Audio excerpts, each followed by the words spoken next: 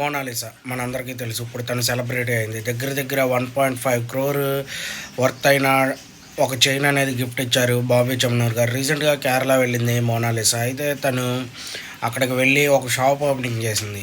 రీసెంట్గా హీరోయిన్లు తీసుకెళ్ళి షాప్ ఓపెనింగ్ చేయించుకుంటారు బాబీ చెమ్నూర్ గారు. అలాంటిది మోనాలిసాని తనే స్వయంగా డ్రైవ్ చేస్తూ తీసుకొని వెళ్ళి షాప్ ఓపెనింగ్ అనేది చేపించి తనకి డైమండ్ నెక్లెస్ అనేది గిఫ్ట్గా ఇచ్చారు.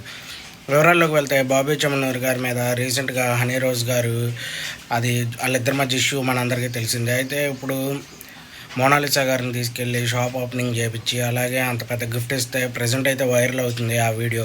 మామూలుగా డ్యాన్స్ వేయలేదు అసలు.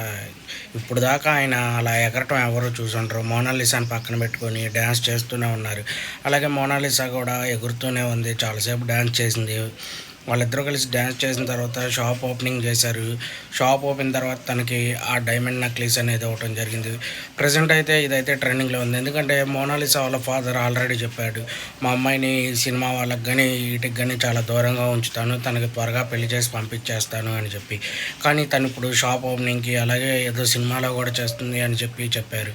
మరి వాళ్ళ ఫాదర్ని ఏమన్నా గొడవ పడి ఇప్పుడు ఇలా చేస్తుందా, లేదంటే నార్మల్గా ఇంట్లో కూడా ఒప్పుకున్నారా అనేది చూడాలి.